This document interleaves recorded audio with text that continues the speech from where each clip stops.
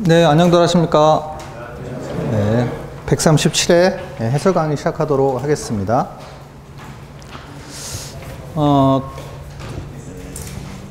이번 시험에서의 우리가 이제 학원에서 이제 강조했던 내용들 출제가 됐습니다. 물론 뭐 어렴풋하게는 다 알고 있는 내용들이고, 그런데 우리가 이제 작성을 과연 정확하게 할 수 있느냐, 이제 그런 차이가 있을 수 있을 것 같고요.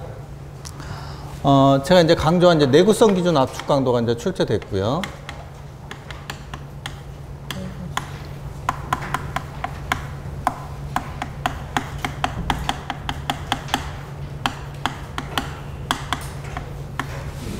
그리고 폭염에 대해서 나왔습니다. 네, 폭염.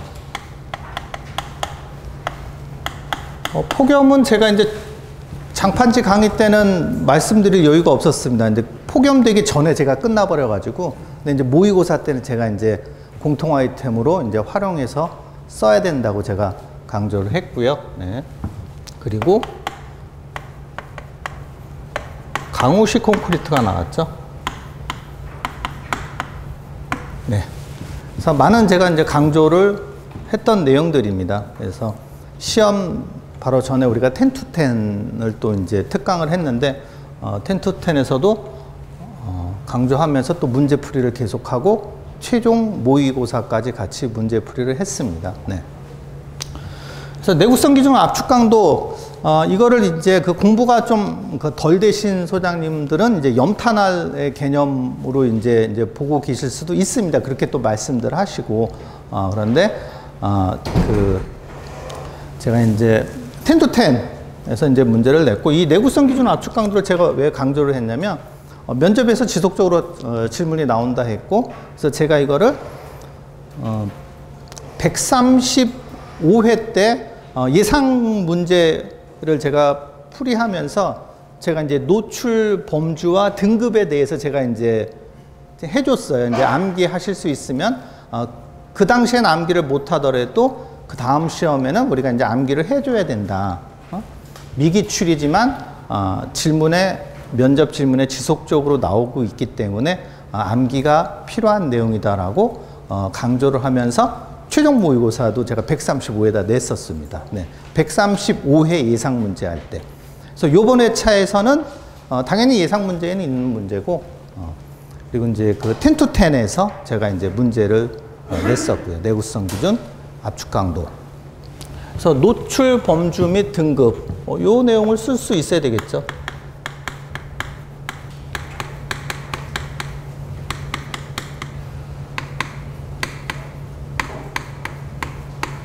네, 그래서 이 5가지 등급을 과연 쓸 수 있느냐.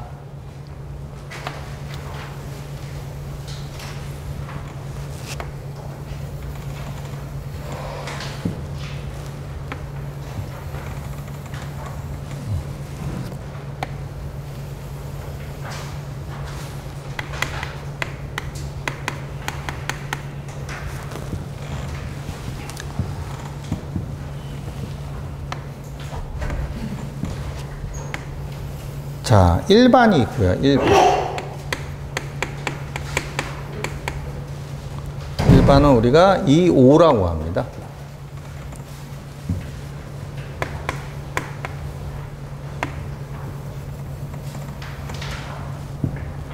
1반과 그리고 또 4가지로 우리가 구분해 볼 수 있겠죠. 요걸 제가 이제 2번에다 갖다 놨죠. 내구성 기준 압축 강도 문제를 내면서 2번으로 제가 개념들을 가지고 오면서 암기를 해줘야 된다라고 말씀을 드렸습니다. 네. 두 번째가 탄산화죠. 탄산화는 카보네이션에서 이 C로 구분해 볼 수 있겠고요. 그리고 두 번째가 염해죠. 염해. 염해는 해양을 따라서 이 S로 표현이 되고 있습니다. 예. 클로라이드인데, 이게 이제 요 C를 이제 탄산화해서 썼기 때문에 이제 해양을 따서 이 S로 표현하고요. 그리고 요게 이제 4개의 등급으로 이제 구분을 했다라는 거죠. 그러니까 숫자가 커질수록 더 열화에 이제 그 노출이 돼 있다라고 말씀드렸고요. 그리고 이제 동결융해죠.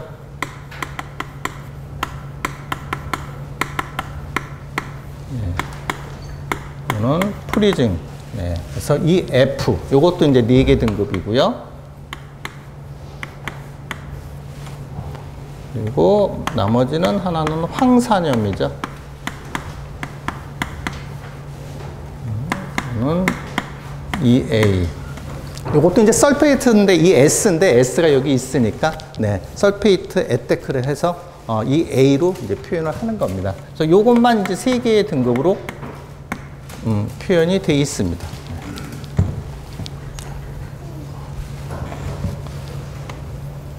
그럼 이제 강도가 있죠. 강도. 내구성 기준 압축 강도는 네, 내구성 기준 압축 강도.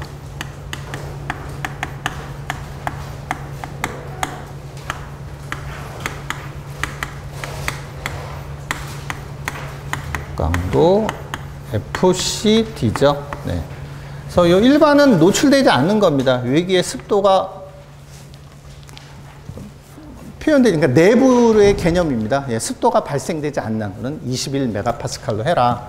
그래서 이건 이 4개의 등급은 21, 24, 27, 30.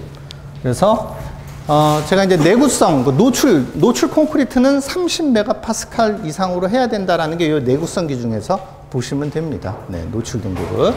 그래서 이 염에는 30, 30, 35, 35.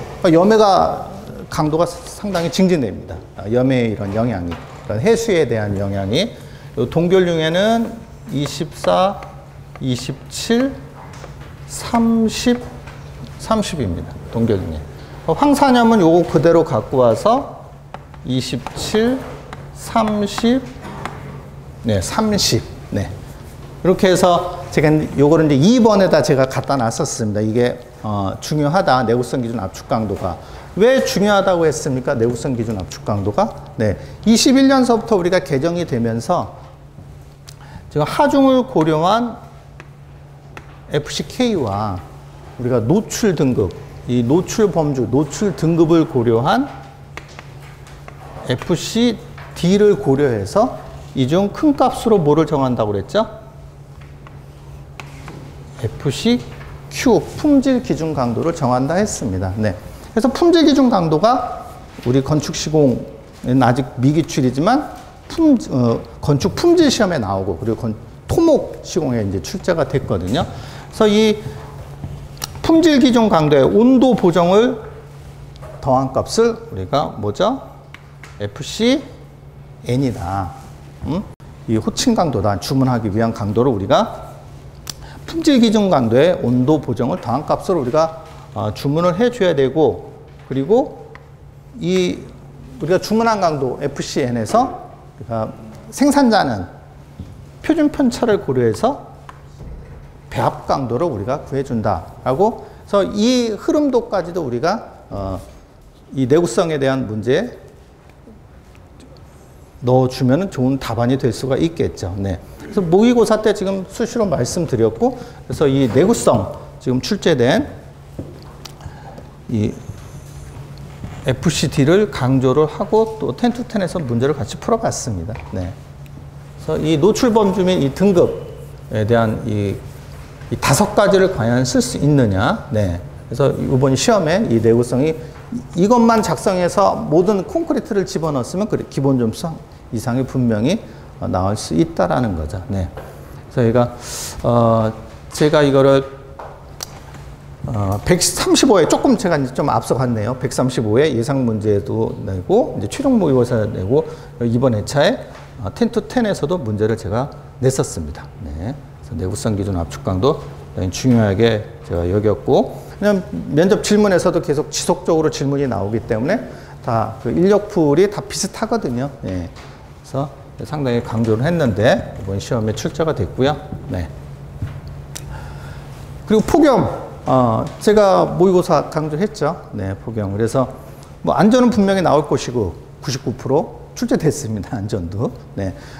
시공은 그래도 혹시 모르니까 워낙 떠드니까, 뭐 100년 만에 7월 달에 그 온도가 100년 만에 지금 이제 그 기록을 세웠는데 나오지 않을까, 현장에서. 현장에선, 엄청난 제가 현장을 가보니, 제가 이제 현장에 안 가보면 이게 생동감이, 현실감이 떨어졌겠죠. 근데 제가 이제 현장에 가보니, 이게 충분히 나오지 않을까, 이 문제가. 네. 그래서 폭염에 대해서 제가 10to10 뿐만 아니라 그리고 최종 모의고사에서 문제를 냈습니다. 네. 그래서 제가 그 2번에다가 이제 폭염의 그 영향 예보랑 특보를 제가 2번에다 갖다 놨었죠. 영향 예보와 특보. 또 암기가 필요한데, 그래서 제가 그 답안에다가 한번 정리해 봤는데요. 좀 암기하기 쉽게. 네.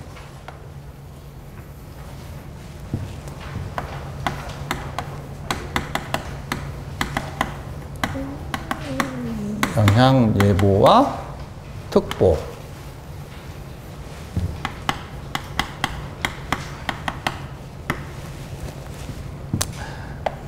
그래서 영향 예보는 크게 4가지로 구분해 볼 수 있겠습니다. 그러니까 요 문제를 가지고도 예전에 폭염의 개념으로 그냥 쓰신 분들 쓰실 수 있어요. 그런데 답안에서 요구하는 뭐야? 지금은 계속 신설된 내용이 나왔으니까, 추가가 됐으니까 그런 내용들을 써주면은 조금 더 고급적인 답안이 되지 않을까. 이게 관심이죠. 여기가 주의, 경고, 위험으로. 제가 이거 동그라미 치면서 제가 막 설명해 드렸거든요. 네. 체감온도죠. 체감온도 31도씨 2일 이상. 주의는 체감온도 33도씨 2일 이상. 그리고 경고는 체감온도 35도씨 2일 이상. 그리고 위험은 체감온도 38도씨 1일 이상. 네. 영향 예보가 전날 발효되는 거고, 특보가 여기가 폭염주의보입니다. 이제 주의 단계에서 폭염주의보가 당일날에 발현이 되는 거고요. 그리고 폭염 경보가 되는 겁니다. 35도씨 이상 됐을 땐 요거는 폭염 경보가 발현된다. 네. 그래서 제가 이제 그 최종 모의고사 낼 때 요걸 제가 이제 2번에다가 갖다 놓으면서 그리고 이제 모의고사는 제가 올려드렸었죠. 그래서 5가지 기본 수칙 무조건 넣어줘야 된다. 무조건 공통 아이템이다. 뭐가 5가지 있죠? 기본 수칙. 예. 첫 번째, 물이 있죠. 물.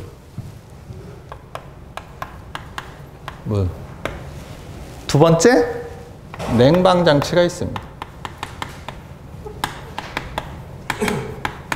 냉방장치. 네. 뭐 산업용 선풍기, 이동식 에어컨 이런 냉방장치가 필요하다. 그리고 휴식이 필요하다. 휴식이 필요하다. 그러면서 우리가 휴게시설 기출문제이니까 암기한 거 써줄 수 있다고 했습니다. 휴식이 필요하고, 그리고 휴식에 대한 필요한 시간이 또 넣어줄 수 있는 것이고, 그리고 보냉장구가 필요한 거죠. 보냉장구가 필요하고, 여기는 응급 어떻게 해야 한다? 119 신고까지. 그래서 이 내용은 무조건 강론에다 집어넣어주라 했습니다. 네. 자, 우리 강호식 콘크리트는 좀 강조를 했습니다. 강호식. 예, 강호식 콘크리트는 지금 나온 게 벌써 1년이 넘었습니다. 강호식 콘크리트. 근데 이제 가이드라인이 24년 12월에 가이드라인이 나왔습니다. 네.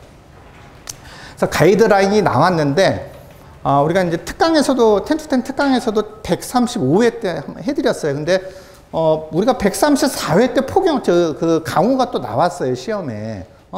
그때는 이제 확정된 가이드라인이 나오기 전에 나왔거든요. 134회 때 기출문제거든요. 네.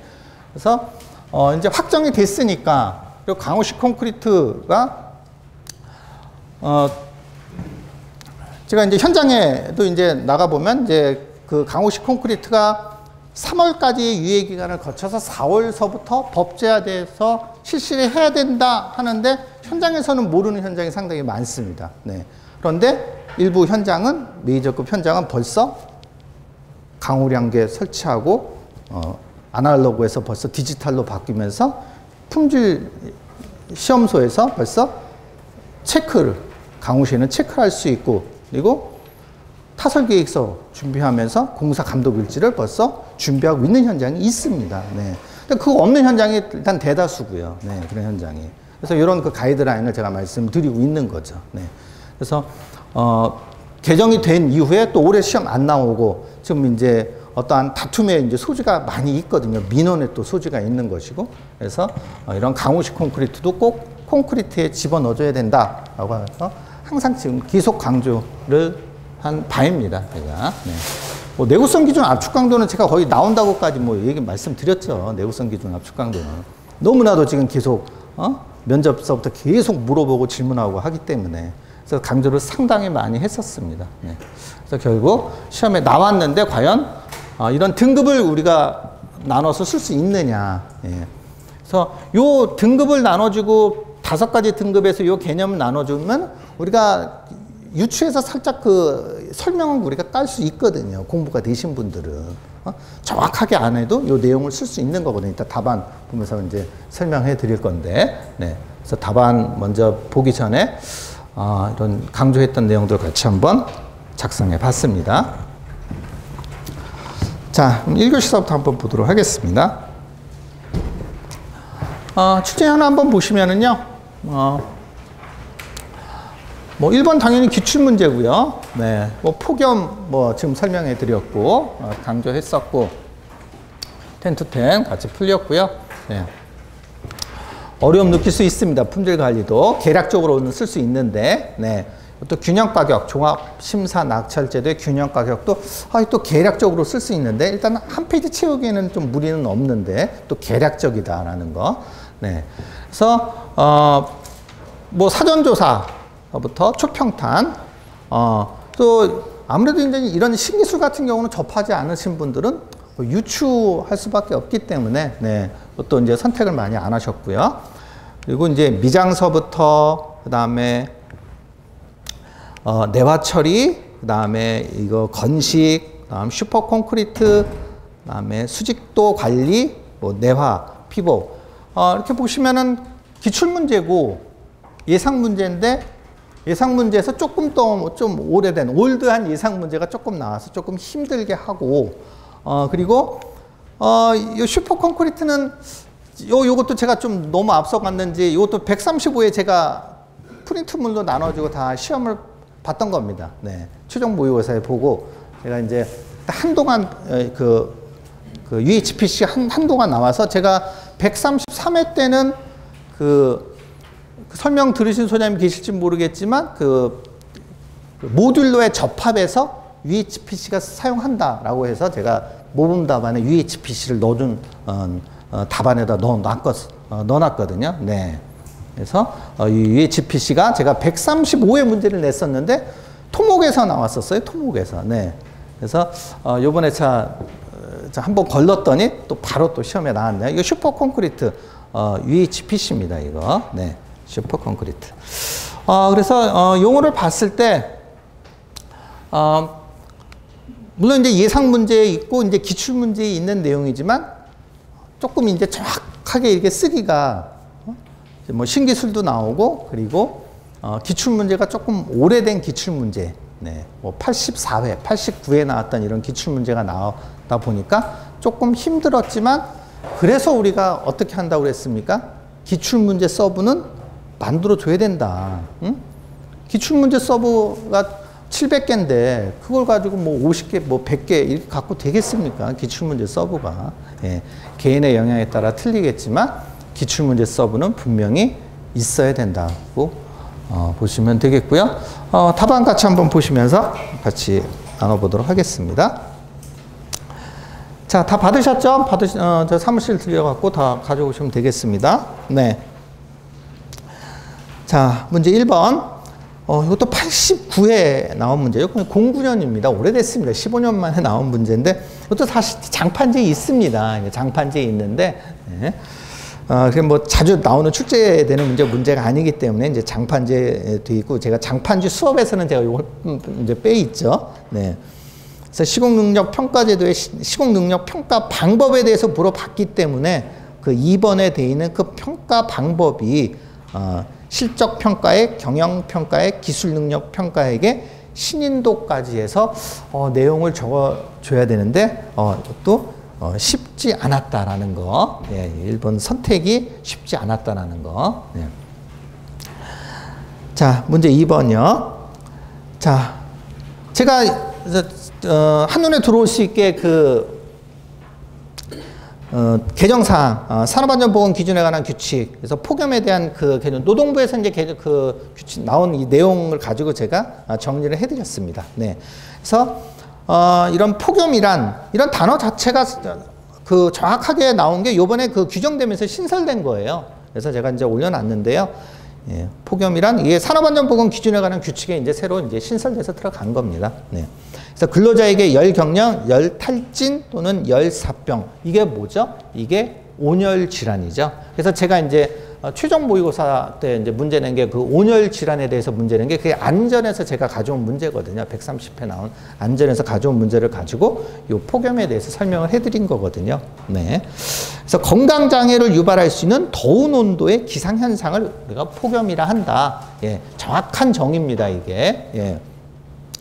그리고 폭염 작업이란 이 폭염으로 인한 체감 온도가 31도 이상이 되는 작업 장소에서 장시간 작업을 말한다. 이게 폭염 작업이다. 네. 이제 지금도 이제 폭염이 지속되고 있습니다. 네. 그래서 현장에 계신 소장님들은 다 아실 수 있겠습니다. 네. 그래서 여기서 장시간 작업은 뭐죠? 네. 2시간 이상의 작업을 장시간 작업이라고 합니다. 그래서 금방 제가 판서해드린 폭염의 기준, 네, 그래서 영향예보는 전날, 특보는 당일날 발행한다. 그래서 제가 문제 낸 거를 조금 더 압축시켜서 제가 요약시켜서 작성해서 만들어 봤고요. 자, 그리고 이제 질문이 뭐죠? 관리 대책이죠. 네, 폭염에 대한 관리 대책. 그래서 그 가이드에 있는 내용들을 제가 축약해 갖고 제가 작성해 놓은 겁니다. 네, 그래서 31도씨 이상 조치 다 개정사항입니다. 그 내용 읽어보시면은 되겠고요. 33도씨 또 20분 이상 휴식 취하라고 하죠.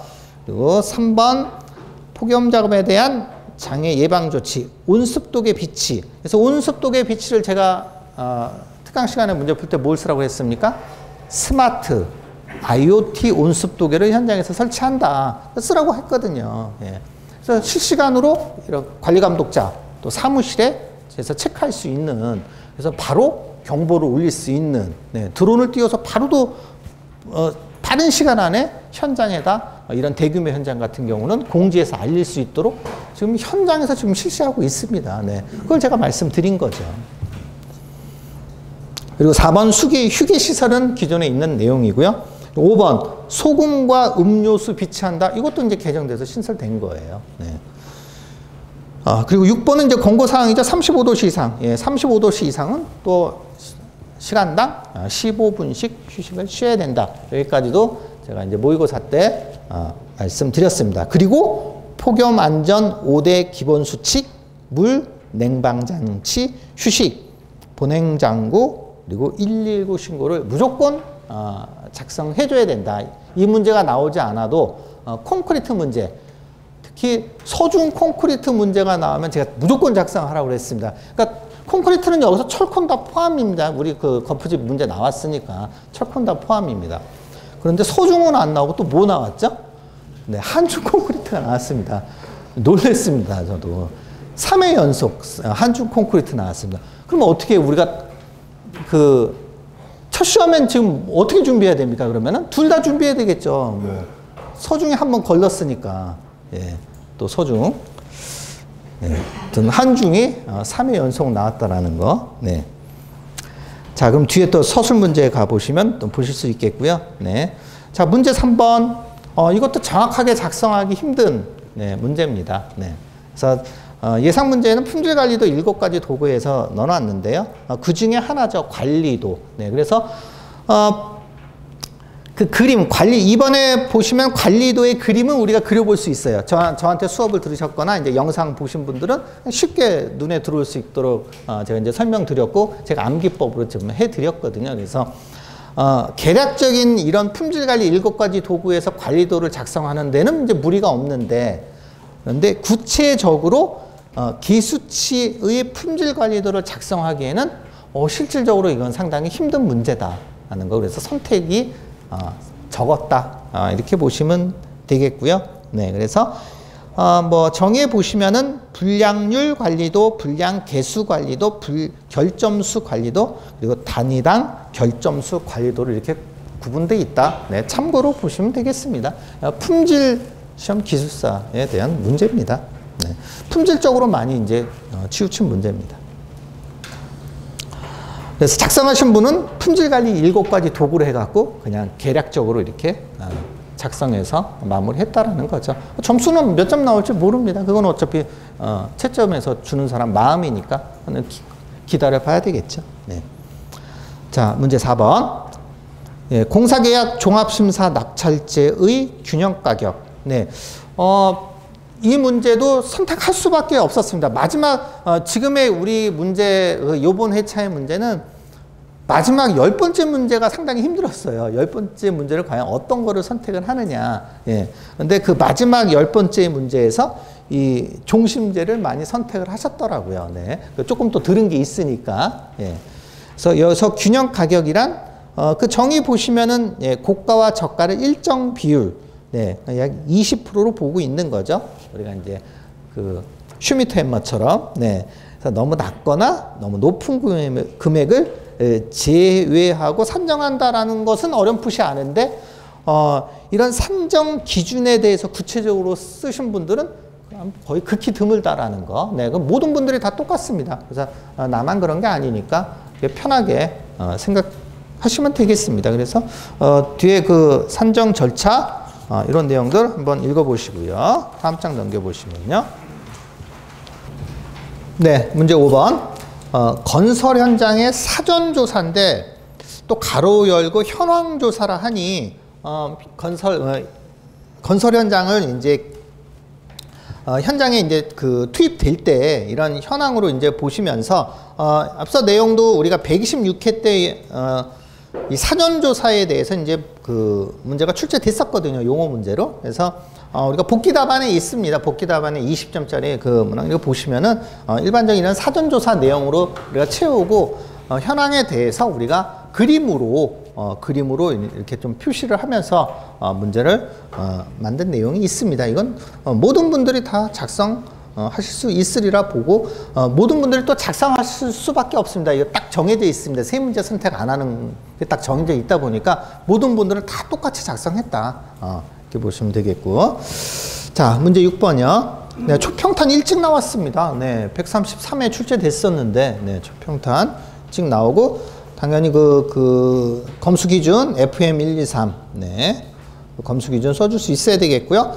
품질 확보 방안은 조금 더 이제 초평탄에 맞는 예, 내용으로 조금 더 나오면 되지 않을까 싶습니다. 네, 모든 분들이 다 작성하시는 문제겠죠. 예, 기출 문제고요. 네, 문제 7번. 네, 모듈라이즈 하이브리드 시스템. 이것도 마찬가지죠. 네, 그래서 119회 때 우리가 기출 문제였었죠. 모듈라이즈 프리스트레스 시스템 보호라고 이제 또 나왔었는데, 네, 실질적으로 이거는 이제 보라는 개념도 나온 것도 아니고 버팀대라는 개념도 나오는 것도 아니기 때문에 이 문제가 힘들다라는 거예요. 네, 그래서 119에 나온 문제는 MPS 보라고 이렇게 나오고 또 PPS 버팀대 스트러트라고 이렇게 시험에 나왔거든요. 그럼 이거 유추해서 우리가 쓸 수 있었어요. 근데 이게 힘든 거는 딱 이 영문만 나오고 힌트가 전혀 없는 거예요. 그럼 이게 상당히 유추해서 쓰기가 상당히 부담스럽거든요. 그래서 선택하신 분들이 많이 적었다라는 거. 네. 그래서 정의 보시면은 그 2번의 정의 보시면 그거죠. 예, 철골의 상부의 플랜지가 슬래브에 매립된 형태의 매입형 합성보다, 네, 이게 정의로 보시면 되겠습니다. 그래서 그거에 대한 그림 이번에 넣어주고, 공법적인 거니까 뭐 특징 시공식 이상으로 가는데요. 네, 그 특징에 보시면은 6번, 7번에 보시면은 상부 플랜지가 슬라브에 매립되면서 뭐가 절감이 된다? 층고가 절감된다라는 게 제 강점으로 보시면 되겠습니다. 그래서 1번 철골보 같은 경우 약 한 800 전후로 이렇게 보는데, 요거는 한 600 전후로 해서 약 200 정도의 이 층고가 절감이 된다라는 게 표현돼야지 이 답안이 좋은 답안이 될 것 같습니다. 네, 많은 분들이 선택을 거의 안 했습니다. 네, 모든 분들 다 똑같습니다. 자, 문제 8번. 미장공사에서 수축 균열 방지 대책. 네. 미장공사에서 이 서술 문제가 나온 게 112회거든요. 네. 이것도 이제 용어는 처음입니다. 이건 이제 서술 문제고요. 미장공사에서 사실 이제 이런 균열이나 결함 발생 원인 및 대책이 사실 나온 지가 좀 꽤 되거든요. 예. 그렇지만 우리가 선택할 수밖에 없잖아요. 우리가 버린 문제가 벌써 정해져 있기 때문에 세 문제가. 그래서 뭐 수축 균열이니까 당연히 우리가 뭐 재료 배합 시공 쪽으로 또 설계 재료 시공 양생 시공 관리 쪽으로 모든 분들이 다 풀 수 있는 문제이기 때문에 요 대책에 대해서 그림하고 같이 그려주면서, 뭐 당연히 그 미장공사 마감공사니까 그 4번의 대책 보시면 바탕 처리서부터, 그리고 컨트롤 조인트 또 빠지면 안 되잖아요. 네. 그래서 오픈 타임. 네. 그래서 미장이니 이런 비드가 또 빠지면 안 될 것 같고, 네. 이런 내용들 양생까지 적어주시면 뭐 충분하리라 보겠습니다. 네. 문제 9번. 네. 목재의 내화 처리 방법. 네. 이것도 84회. 08년입니다. 84면. 또 기출문제입니다. 그래도. 네. 그래서 기출문제에서 준비하신 분들, 공부가 되신 분들은 그래도 크게 쓰는데 지장은 없습니다. 근데 공부가 아직 덜 되신 분들, 아니면 이 서브가 아직 그 준비가 안 되신 분들은 당연히 쓸 수가 없는 이런 답안이 되겠죠. 그래서 이것도 이런 난연 처리, 표면 처리, 대단면화, 이런 난연 처리 같은 경우는 사실 우리가 품질 시험 기술사에 이것도 기출 문제거든요. 이 난연 처리를 어떻게 하는지. 네. 그래서 이 난연 처리, 표면 처리, 대단면화라는 이런 단어가 들어가 줘야지 점수가 나오겠습니다. 네.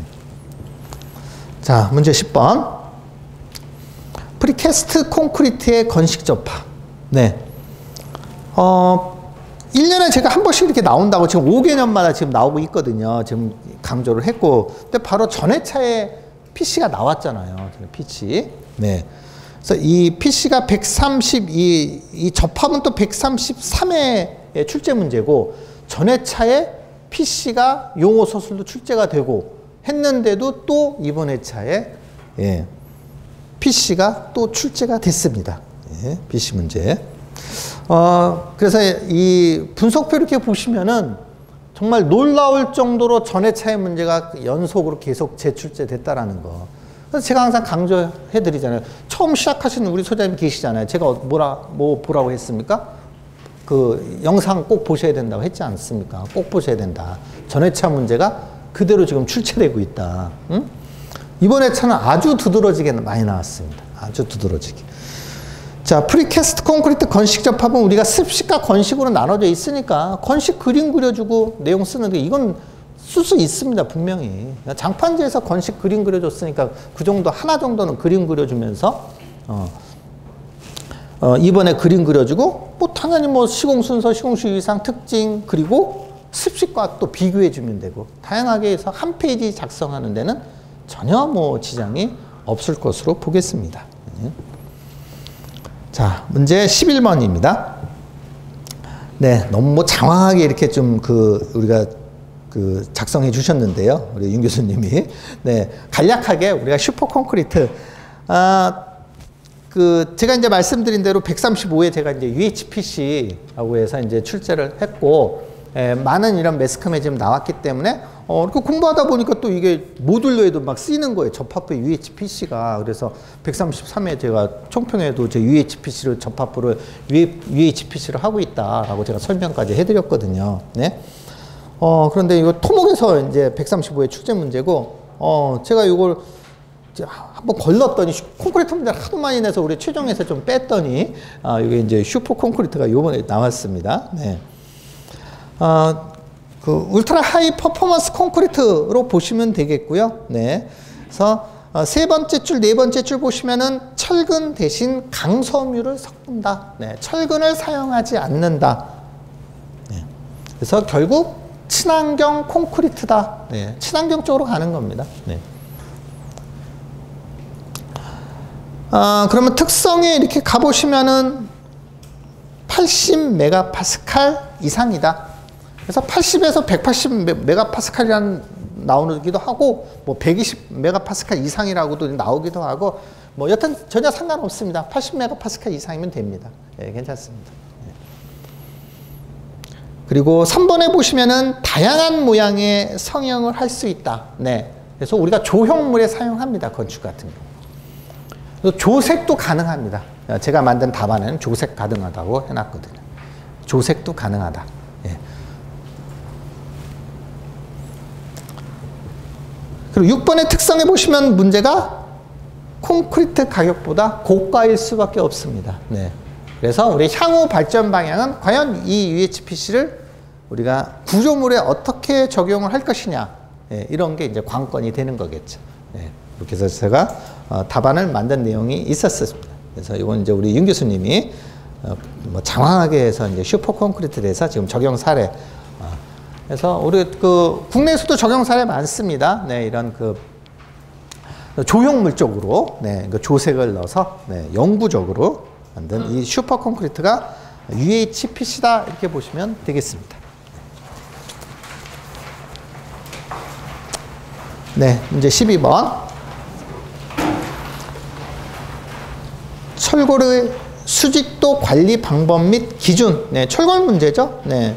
그래서, 정확히 따지면 107회 때 용어로 따지면 이제 철골 조립식 계측 방법에서 107회 때 문제고, 철골에서의 이런 세우기 안에 있는 거거든요. 네. 그래서 제가 이제 그 모의원에서는 우리가 이제 주각부만 공부해라. 그럼 그게 이제 어차피 세우기 안에 있는 거니까 주각부를 작성하라 하고, 조금 더 모의2 되고 공부가 되신 분들한테는 제가 조금 더 요구하는 게 있거든요. 뭐죠? 수직도 관리 방법. 그리고 여기 그 관리 방법 저 밑에 2번에 있는 와이어로프 배치 계획.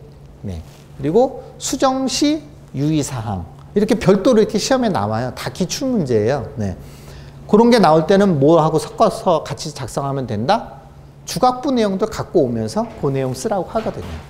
그럼 여기서 말한 수직도 관리 방법은, 자, 밑에 보시면은, 사전계획에 보면 기둥 개수, 예, 블록별로 세우게 하면서 계획을 수립한 다음에 기준 기둥을 설정해야 되는 겁니다. 기준 기둥. 네. 예. 외주 기둥과 내부 기둥에서 기준 기둥을 우리가 설정을 해줘야 됩니다. 그러면서 이런 내용들 쓰는 거예요. 와이로프 배치 계획 12.5파이 반드시 X자형으로 긴장하면서 텀버클로 긴장 후 풀리지 않게 고정해야 된다. 세우기 수정 작업 순서도 시험 기출 문제고, 수정 시 유의사항도 기출 문제죠. 그거 이번에 세우기 유의사항 보시면은 일사량에 의해서 했던 직후, 그리고 무리한 수정은 이착력을 유발, X자형으로 텀버클이 가세가 있는 경우 가세를 이용한 세우기를 금지한다라고 제가 이런 거 다 암기를 시킵니다. 네. 왜? 이런 거 자체가 그냥 단독으로 출제가 되기 때문에. 예. 그리고 여기서의 기준은 요거 이제 그 정밀도가 기준이 되는 거죠. 네. 그래서 우리가 처음 공부하신 분들은 우리가 이제 맨 처음에는 이제 주각부가 가장 많이 물어봐요. 주각부. 그러니까 주각부의 내용은 우리가 일반적인 우리가 그림 도예나 이런 내용에 잘 나와 있고, 요렇게 물어봤을 때 여기에다가 우리가 만약에 여기 이제 용어 문제니까 이제 이렇게 간단히 이제 작성해도 이제 끝나는데, 이제 서술 문제 같은 경우는 이제 주각부 내용까지 같이 더 집어넣으면은 풍성한 이런 답안이 되는 거거든요. 네. 충분히 작성할 수 있는 문제고요. 자, 문제 13번. 네, 131회 그 기출문제죠. 예. 장판지 시간에 제가 해드리는 거잖아. 이제 암기해야 된다. 뇌하피복 검사 방법 무조건 써야 된다. 그래서 답은 3번은 무조건 써야 됩니다. 네, 131회. 근데 조금 헷갈릴 수가 있었어요. 왜냐하면 뇌하피복 공사의 공법별 검사 방법 이렇게 나와야 되는데 뭐 항목 및 방법 또 이런 단어가 나와 있는데 또 시방에 있는 그 글귀입니다. 네. 혼돈하실 필요 없이 미장 뿜칠 공법의 경우와 조적 붙임 멤브레인 공법의 경우 그리고 불합격 시 덧뿜칠 재시공한다. 뭐 장판지 그대로 해드린 거 작성해 주시고 남은 칸에는 뭐야? 내화구조 성능 기준 뭐 이런 거 작성해 주시면 일세 문제가 완성이 되겠습니다. 네.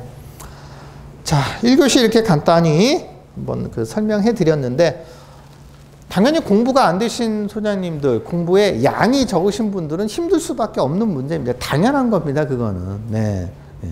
당연한 거고.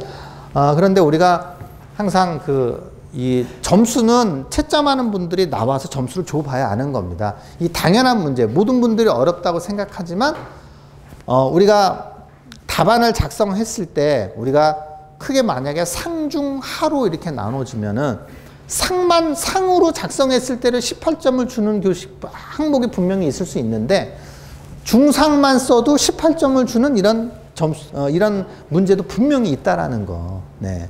그래서 오히려 항상 그렇지만 어려운 문제, 어려운 이런 교시의 답안 점수는 항상 올라가고 너무나 쉬운 이런 문제, 이런 그 교시의 답안은 전체적으로 내려가는 경우가 상당히 많습니다. 이 시공기술사는. 네. 그러니까 전혀 너무 스트레스 받으실 필요 없고요. 네. 과연 우리가 비슷하게 어느 정도 이런 요구하는 답안을 채워서 우리가 과연 용어를 1페이지 작성을 할 수 있느냐. 서술은 2.5에서 3페이지를 작성할 수 있느냐. 예. 그래서, 저한테 자꾸 문자나 전화 주신단 말이에요. 나 저 2.5페이지밖에 작성 못했어요. 아니면 뭐 2페이지밖에 작성 못했어요. 제가 어느새부턴가 지금 이제 3페이지가 공공연하게 이제 3페이지가 됐는데, 제가 이제 2004년에서 용산에서 이제 배울 때는요, 2페이지였어요. 기본이 2페이지. 그러니까 8쪽, 8페이지. 그래서 플러스 작성 2.5페이지 작성해 주세요 해서 10페이지를 요구를 했단 말이에요. 그게 2004년이었어요. 근데 어느새부턴가 갑자기 조금씩 이렇게 늘어난 거예요, 이게. 예? 그런데 제가 이제 복귀 답안, 이제 득점된 답안들 보면은요, 2.5페이지도 50점 된 답안이 있어요. 2.5페이지도. 2페이지도 안 됐는데 45점 답안이 있어요. 네. 그런 답안이 있습니다. 예. 그러니까 너무 이제 3페이지에 너무 이렇게 무조건 3페이지 해야 된다라고 하지 마세요. 네. 충분히 할 수 있습니다. 충분히. 네. 그리고 일단 2페이지 쓰든 1.5페이지 쓰든 내가 충분히 요구한 것을 쓰고 끝까지 내면서 목표로 내가 40점을 맞겠다, 그거는 그런 생각을 갖고 계시면 됩니다. 다른 거에서 좀 보정하겠다, 나는. 다른 문제에서 세이브 5점을 보정시키겠다. 이런 식으로 이제 생각하시면 됩니다. 너무 2페이지, 2.5페이지 너무 스트레스 이렇게 받지 않으셔도 괜찮습니다. 네. 자, 1교시 문제에서 선택인 양이 가장 적은 문제들은, 네, 1번, 네, 시공능력, 평가 방법 많이 적기 힘들은 선택량이 적었다. 그리고 기수치의 품질 관리도 선택량이 적었고요. 그리고 7번의 MHS 공법도 선택량이 적었다. 그 바람에 종합심사 낙찰제의 균형 가격을 억지로라도 써서 많이 맞추신 분들이 상당히 많다. 네, 제가 이제 확인했을 때 그렇습니다. 본인은 내가 또 틀릴 수도 있겠죠. 네. 자, 다음 2교시입니다. 폐기물입니다. 폐기물. 이 폐기물은 우리가 70제에서 가장 그냥 기본이 되는 문제입니다. 폐기물은. 말이 필요 없습니다. 70제 그냥 기본 문제. 그냥 나온 대로 암기해서 쓰던 문제입니다. 네. 그리고 가설공사가 또 나왔습니다. 네, 엄청납니다. 3회 연속. 네, 엄청납니다. 네. 또 모의원 기본 문제. 네, 같이 출제되어 있는 문제고요. 네, 3번 선택 어렵습니다. 선택 안 했고요. 자, 4번 PC가 또 나왔습니다. 엄청납니다. 네, PC. 네, 그래서 예상 문제 또 모의원에서 문제 풀이 했고요. 5번 같은 경우는 결로 문제가 또 나왔습니다. 지금 뭐 단열 결로 계속 나오고 있습니다. 예, 그런데 지하 주차장이라는 내용이 좀 담겨져 있습니다. 그래서 결로 예방법을 설명하시오. 그래서 예상 문제에 들어있는 내용이고요. 제가 1번에서는 제가 폐기물에서 10-10에서 제로 에미션 3R 제가 문제를 냈었거든요. 폐기물 나오면 작성하라고 제가 했거든요. 넣었는지 모르겠습니다. 그리고 제가 이것도 이제 그 최종 모의고사에서 방청도장을 하지 않는 부위, 이것도 이제 나올 때 됐어가지고 이 126회, 이게 130회 문제 나왔던 문제거든요. 그래서 저는 이제 그 용어를 선택했는데 이게 이제 서술 문제가 나왔네요. 또 방청에서 말을 바꿨네요. 예, 농막이 도장 작업 시 유의사항, 또 예상 문제에 있는 문제, 네, 2교시 문제 같이 보도록 하겠습니다. 자, 2교시 1번 문제입니다. 네, 오래됐습니다. 제가 이거 장판지 시간에 항상 말씀드리는 거예요. 공에 나올 때 같이 폐기물. 그래서 이 공부를 너무 이게 그 기본 문제를 등한시 하시는 분들 계세요. 그분들은 뭐야? 모의원 문제 개념도 없고, 그리고 서브를 작성 안 하신 분들. 예. 그리고 자꾸 어려운 문제를 맞고 풀려고 하시는 분들. 그런 분들이 이런 문제를 어려워하는 거예요. 이거는 그냥 무조건 암기해서 쓰는 가장 쉬운 문제인데, 일반적인 문제. 네. 암기해서 그냥 쓸 수 있는 문제. 그냥 작성할 수 있는 문제. 자, 내용 봐보세요. 건설 폐기물의 종류를 물어봤어요. 네. 이렇게 해체, 토공, 기초 이렇게 쓸 수도 있고, 기존의 폐기물 그냥 쓰셔도 상관이 없어요. 그럼 제가 뭐라고 그랬어요? 장판지 시간에? 공정을 생각해라. 그럼 폐기물 그냥 나온다. 공정마다 폐기물이 다 나온다. 응? 자, 저감 대책은 뭡니까? 근대화로 가는 거죠. 뭐 근대화. 이거 보시면 근대화. 그래서 제가 맨 밑에 제로 에미션 집어넣어놨죠. 저감 대책 제로 에미션이죠. 3R이죠. 예, 억제하고 재사용하고 재활용하는 거죠. 예, 그리고 OSC로 가는 거죠. 뭐 OSC. 그리고 이제 우리가 배분을 잘해야 되겠죠. 배분. 이제 재활용도 물어봤으니까. 재활용도 우리가 모의원 하신 분들은 그냥 서브 그냥 다 있습니다. 이거 그냥. 예, 그대로 쓰시면 되는 거예요. 뭐 대표적인 거 이거 철제 뭐 재생철근 사용하고 폐콘크리트 재생콘크리트 사용하고 뭐 EPS 블럭 이거 이제 그 지중보의 이게 체험제로 우리가 사용한다. 가장 뭐 일반적인 내용들입니다. 예, 모든 분들이 다 쓸 수 있는 내용입니다. 가장 기본적인 문제겠고요. 네. 자, 문제 2번. 네, 가설공사입니다. 전회차에 문제 용으로 출제됐고 135회 때 똑같습니다. 계획수립시 유의사항. 똑같은 문제. 135회 문제. 네. 3회 연속 출제됐습니다. 기본 문제입니다. 모의원 기본 문제. 네. 그리고 물어본 것이 특성, 가설공사의 특성 물어보고 장판지 시간에 말씀드리는 개발 방향, 뭐 그대로 장판지 문제입니다. 뭐 가설공사의 특성 다 쓸 수 있잖아요.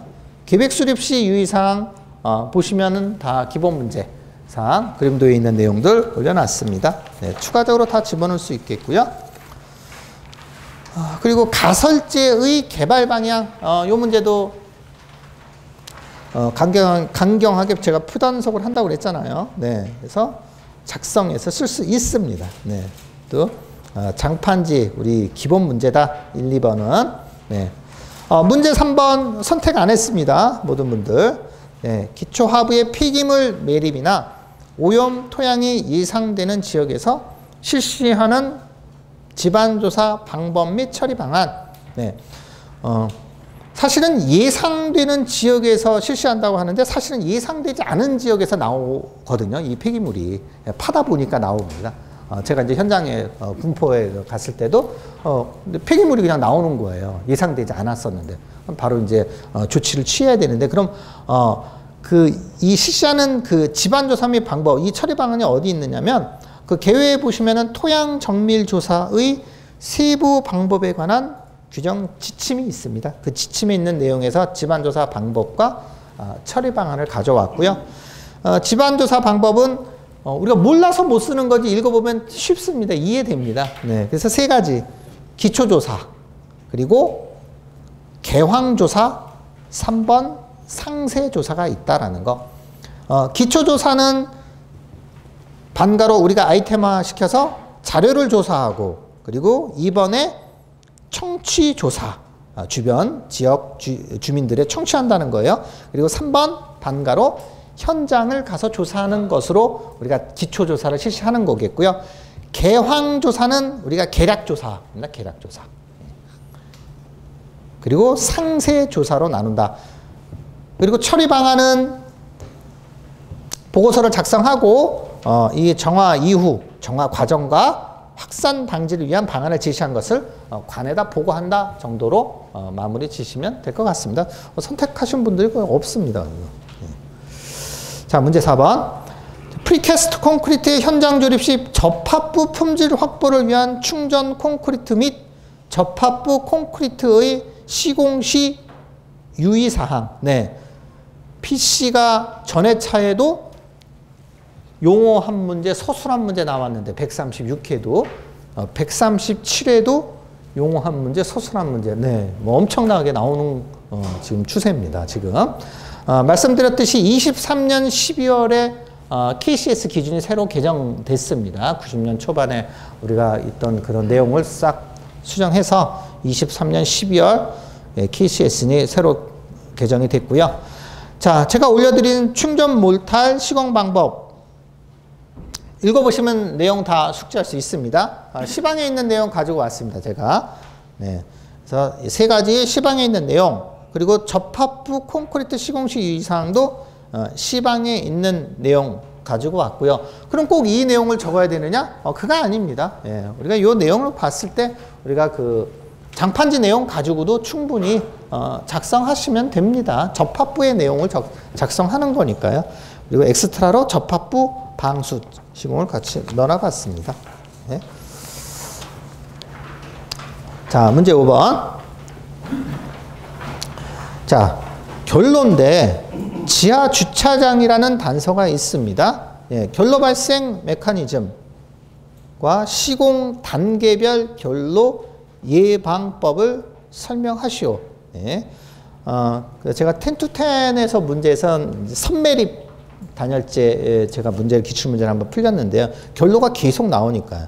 그래서 교재에서 이제 결로 발생 메커니즘 장판지 때 가면서 설명 제가 드리잖아요. 포화 상태라 공기가 포함할 수 있는 수급량의 최대 한도 이런 포화 상태. 그래서 온도가 이제 온도 차가 이제 나면서 이제 결로가 난다고 했죠. 네, 노점 온도 이상 시. 그래서 결로 예방법을 이제 몇 가지 이제 작성했는데요.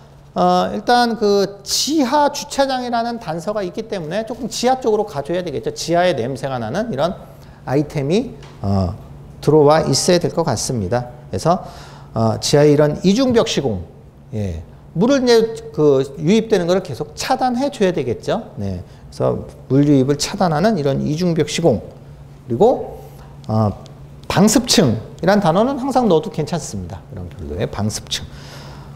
그리고 이제 환기 제습 시스템을 먼저 넣어놨는데요. 네, 그래서 환기를 일반적으로 봄이나 이런 가을 같은 경우는 이제 환기를 실시해야 되는 경우고요. 지금 같은 경우는 환기를 급배기를 다 틀면 안 되죠. 그럼 우리는 지금 뭘 틀어야 됩니까? 제습기를 틀어야 되죠. 제습 시스템. 이게 사실 중요한 거거든요. 제습 시스템. 그래서 제습 시스템 그 내용 좀 봐보세요. 결로가 심한 시기에, 지금이 결로가 제일 심한 시기예요. 지금 우기 이 시기에. 예, 공기의 유입을 우리가 막아줘야 돼요. 외부. 왜? 주차장 내부보다 외부의 공기가 더 습도가 더 많은 거예요. 그러니까 외기의 공기가 들어오면 안 되는 거예요. 내부에.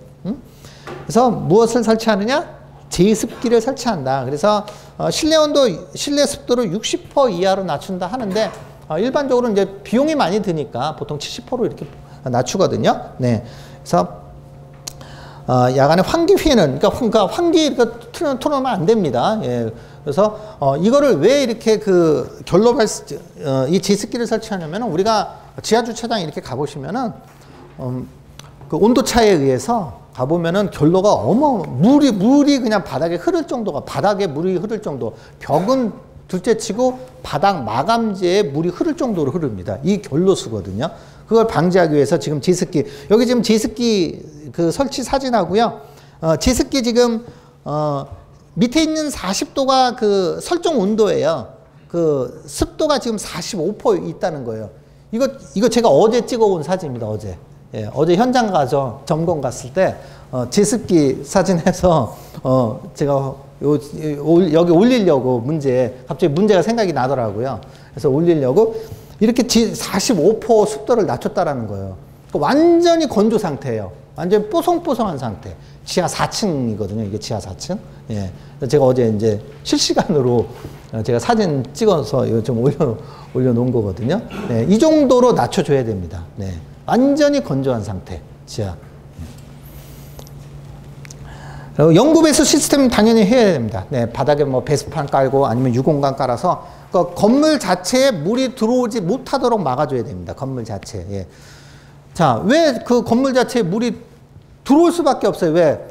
콘크리트 자체는 건조하면은 물을 빨아들이는 이런 성질이 있고, 그게 이제 이런 조습, 이런 우리가 이 제습기 성능처럼 마찬가지, 콘크리트도 마찬가지거든요. 물이 많으면 내뿜으려 하는 거고, 물이 적으면 빨아들이려 하는 이런 성질이 있거든요. 우리가 콘크리트는 우리가 우레탄 이런 마감하기 전에 벌써 이 안에는 물이 나가고 싶어 하는데 나가지 못하는 거예요. 그럼 균열 부위나 이런 나가고 싶은 쪽, 이런 쪽으로 물이 자꾸 배출이 되는 거거든요. 그런 게 이제 결로수가 발생하는 거거든요. 네. 그래서 우리가 영구 배수 시스템이 중요하고요. 그리고 이런 구조체 보강, 예, 이런 모서리나 이런 부분에 이제 보강한다. 그리고 이런 콜드 브릿지, 이런 그림들 같이 그려주시면 되겠고, 단열재, 또 이런 관통 부위나 이런 부위도 보강해 줘야 된다라는 거. 그래서 지하 주차장에 대한 내용들로 좀 이게 답안이 작성이 돼야 될 것 같습니다. 네. 자, 문제 6번. 강부조 공사 농막이 도장 작업 시 유의사항. 네, 130회 기출문제입니다. 네, 130회 기출문제고요. 이때 130회 때 그 농막이 도장 그 제외 부분 해서 같이 나왔고, 그리고 126회 10점짜리로 농막이 도장 제외 부분, 방청 도장 제외 부분 이게 시험 나왔거든요. 그래서 제가 10-10 시험 때 이 농막이 방청 도장에서 제가 문제를 같이 풀어봤거든요. 네. 그래서 당연히 이제 농막이 작업 시 유의사항은 방청 도장 제외되는 부분 작성해 줘야 되겠죠. 집어넣어 줘야지 우리가 그림 그리면서 채울 수 있으니까. 네. 그리고 농막이 도장 작업 시 유의사항 이렇게 보시면은요, 참 채우기가 좀 만만치 않습니다. 이것도 이제 복귀 답안에 있는데, 복귀 답안에 이제 선택을 많이 안 하셔갖고, 130회 복귀 답안인데, 그 44점짜리가 있거든요. 그것도 또 고점이에요. 다 40점 초반밖에 안 줬는데, 130회 기출문제입니다, 이거. 130회는 아시는지 모르겠지만, 이때 1.65% 뽑았을 때입니다. 1.65%. 130회 때. 그래서 점수가 많이 상당히 낮았는데 144점이면은 그 중에 높은 점수였거든요. 그래서 제가 이제 복귀 답안을 올려놓은 거거든요. 이렇게 보시면은 방청도장에서 우리 KCS에서 제가 뺀 게 4, 5, 6번이 방청도장 KCS에서 제가 뺀 겁니다. 답안을. 그래서 4번에 보시면은 가공장, 공장에서 조립장에서 도장을 함을 원칙으로 한다. 이 정도는 꼭 들어가 주면 되겠고요. 네. 그리고 7번에서 11번까지는 이제 도장 작업 시 기본 이제 시방에 있는 내용 가지고 발췌해서 갖다 놨습니다. 네. 뿐만 아니라 기본 도장 바탕 처리서부터 이렇게 나가면 충분합니다. 네. 그래서 6번까지 같이 봤습니다. 자, 2교시 이렇게 보시면은요. 자, 놀랍습니다. 2번에 가설공사 전회차 문제 출제됐었죠. 그리고 4번에 프리캐스트 전회차 출제됐었죠. 그리고 5번에 결로도 마찬가지잖아요. 전회차 문제 출제된 문제입니다. 네. 엄청납니다. 전회차 문제. 이런데 복귀다 전회차 문제를 보지 않는다는 거는 지금 이제 말이 안 됩니다. 이 시공기술사에서. 아주 두드러지게 지금 나왔습니다. 그래서 2교시 문제에서 문제풀이에서 이제 3번만 이제 작성하기 좀 힘든 문제고 나머지에서 4문제는 선택하는 길은 큰 무리는 없었다. 이렇게 보시면 되겠고요. 자, 다음 3교시입니다. 네. 네, 3교시 문제입니다. 네, 1번도 단열에 대한 기본 문제인데 일반적으로 계속 우리가 나왔던 이런 기출문제의 단열이 아닌 문제라 조금 혼란스러웠었고요. 그다음에 2번 문제, 기본 문제. 예, 우리 모의고사에 한 가장 기본 문제입니다. 네. 제가 백화가 엄청 물어봤다고 제가 말씀드렸는데, 제가 이제 10-10 하면서도 예상 문제 하면서도 면접 바로 직전에 그때 같이 맞춰서 면접을 우리가 실시했거든요, 이틀. 그래서 저 면접에 있는 이런 내용들을 많이 활용하거든요. 강호식 콘크리트도 마찬가지입니다, 요거 면접 때. 이거 폭염 마찬가지입니다. 네. 내구성은 요번만 안 물어봤어요, 요번 시험만. 전회차 물어보고 전전회차도 또 물어보고. 내구성. 자, 내진, 면진, 재진도 전해체에 재진 나오는데 또 출제되고 기본 문제. 네. 그리고 콘크리트 기본 문제인데 1번을 모르기 때문에 선택을 많이 못 하셨고요. 네. 그다음에 5번 문제 거푸집 문제. 제가 요것도 10-10 때 133의 거푸집 문제로 제가 한번 접근해서 같이 풀어봤고요. 그리고 우기 콘크리트. 네. 이것도 제가 누누이 말씀드리는 문제인데 그 가이드라인에 나온 그대로 그냥 물어봤습니다. 그래서 모든 문제를 그냥 다 풀 수는 있고 우기에 맞춰서 풀 수 있는데 제가 답안은 그 가이드라인에 있는 답안으로 그래서 발췌해서 같이 넣어놔 봤습니다. 자, 문제 한번 보시면은요. 자, 1번. 자, 에너지 절감 방안과 관련하여 단열재 종류별 성능 그리고 열교 부위별 측면의 설치 기준. 네. 상당히 좀 이 물체 출제하신 분의 의도가 과연 어떤 의도인지, 네. 상당히 어렵게 지금 이런 그 문제가 어렵게 보입니다. 단어 자체가. 우리가 쉽게 이제 문제가 출제된 기출이 아니기 때문에. 그래서 이제 답안을, 단열재 종류를 우리가 장판지에서 우리가 재료별에서 성형판 뿜칠제, 성형판 현장 발포제 뿜칠제 있잖아요. 그것도 종류 쓰셔도 상관없습니다. 그 종류입니다, 다. 네, 그 종류 쓰셔도 되겠고요. 그래서 제가 단열재 종류를 이제 섬유줄과 다공줄로 나눈 거를 이제 한번 표로 올려놔 봤고요. 그래서 우리가 가장 많이 쓰이는 거, 이거 발포 폴리스티렌, 우리가 스티로폼입니다, 이거. 우리가 쓰는 거. 올려봤고, 그리고 압출, 우리가 발포, 이거는 비드법이잖아요. 이제 비드를 가지고, 가열했다고 해서. 그래서 압출, 우리가 아이소핑크 또 가장 많이 쓰는 거 올려봤고요. 그리고 3번에 열반사 단열재, 우리가 이것도 시험 기출문제입니다. 열반사 단열재도 우리가 많이 사용하고 있으니까, 석재공사에서 많이 사용하고 있으니까, 그 3개 올려놨고, 그 이상 다른 건 뭐 경질 우레탄을 올리든, 뭐 앞면을 올리든 전혀 무방합니다. 미네랄을 올리든, 글라스를 올리든 전혀 상관이 없습니다. 모든 것을 다 올려도 상관이 없다. 내가 아는 만큼. 그리고 열교 부위의 측면에 설치하는 기준을 이렇게 봤을 때, 우리가 이제 그 시공 부위별 공법에서 이제 측면에 우리가 내단열, 외단열, 중단열이 있잖아요. 네. 요 내용을 작성해도, 제가 여러 답안을 찾아봤을 때, 무방하다라고 제가 보겠습니다. 네. 그래서, 이 정도로 작성해도, 그래서 그러니까 결로 문제랑 단열 문제랑 두 문제가 출제됐다고 보시면 되겠죠. 네. 앞서 결로가 나왔고. 그래서, 여기서 이제 에너지 절감 방안이라는 단어가 이렇게 나오는 걸 봤을 때, 아무래도 우리가 그 올해 첫 시험에 나온 거 제로 에너지, 네, 제로 에너지 또 생각나게 만들죠. 제로 에너지. 제가 이제 그 제로 에너지 기준하고 제가 135회 때 그 예상 문제 때 할 때 요 내구성 기준 압축 강도랑 같이 이렇게 작성해 드렸거든요. 그러니까 자립률이 이제 자립률이 이제 그 에너지 5등급에서 6개 등급으로 이제 넘어갔을 때 그 에너지 자립률을 암기시키려고 제가 같이 작성을 해드렸거든요. 이 내구성하고. 예. 그때 이제 이제 제로 에너지만 나왔는데 그때만 해도 원래 제로 에너지가 영구 그때 보류 상태였었거든요. 근데 그게 이제 6월 30일부로 제로 에너지가 실시되는 걸로 바뀌었지 않습니까? 알고 계시는지요? 예. 바뀌었습니다. 제로 에너지 이제 실시합니다. 6월 30일부로. 예. 그래서 거기 나온 이런 공문에 보면은 면접 때 제가 해드렸으니까 나오는 공문에 보면은 우리가 이제 34편 기준으로 해서 뭐 우리가 추가되는 비용이 이제 130만 원 정도 이렇게 추가된다. 근데 그 공문에 의해서 그걸 이제 5년 정도는 세이브되고 5년 이후에는 우리가 이제 비용을 우리가 이제 절감할 수 있다라고 이렇게 나오는데, 근데 실질적으로는 이제 그건 이제 공공공사의 개념이고, 이제 개인으로 봤을 때는 약 한 300만 원 정도 이렇게 부과된다 하니, 그거 봤을 때 이제 그 손익분기점으로 되려면은 한 10년 정도 있어야 되지 않을까. 지금 이렇게 보고 있다고 합니다. 네. 그런 내용들. 제가 이제 면접에서 그런 내용들 해드리거든요. 네. 자, 문제 2번.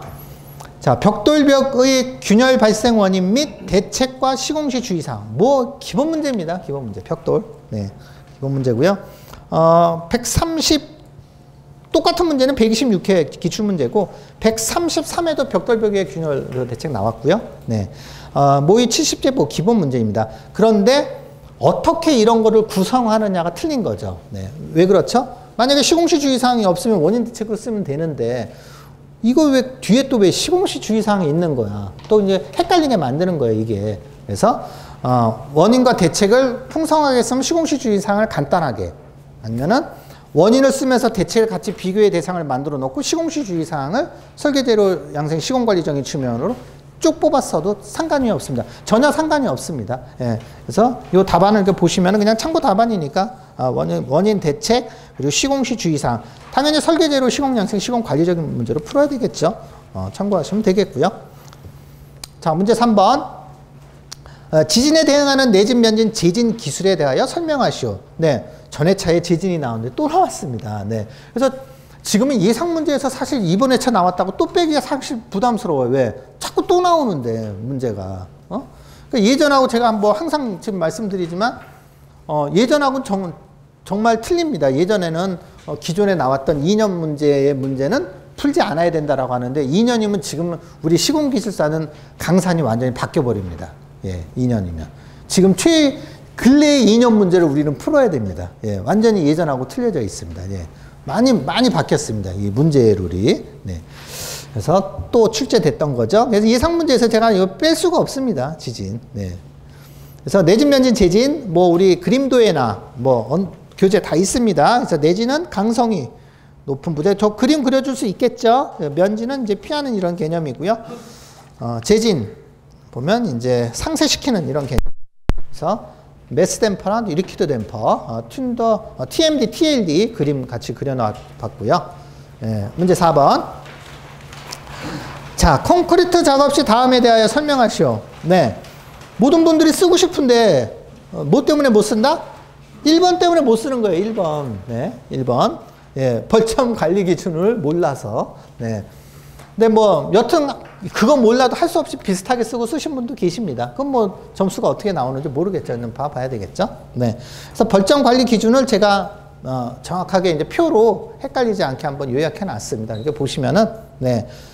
당연히 허용균열폭은 들어갑니다. 허용균열폭. 그래서 허용균열폭을 제가 밑에다 놔놨죠. 예. KDS 이제 시방 기준에 있는. 그래서 요것도 다른 거 암기하실 필요 없고요. 건조 환경, 수빈 환경하고 철근 요 정도만 암기하셔서 써먹으면 다 공통화이 된다. 써먹습니다. 예, 균열폭.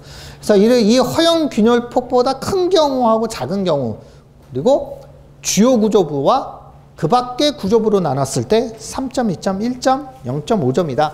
그래서 우리가 허용 균열폭 보다 작더라도 우리가 보수 보강을 하지 않은 경우는 벌점의 대상이다라고 이렇게 하거든요. 그런 말씀을 제가 항상 해드리거든요. 그래서 정확하게 쓰는 건 당연히 부담스럽겠고, 문제는 이제 설계대로 시공 양생을 쓰고 싶어도 이제 못 썼다라는 거죠. 이 문제 때문에 1번이 자꾸 걸려서. 네, 그래서 지금 표로 작성했는데 뭐 아이템으로 작성하든 뭐 그림화 시키든 뭐 전혀 무방 없이 작성해 주시면 되겠고요.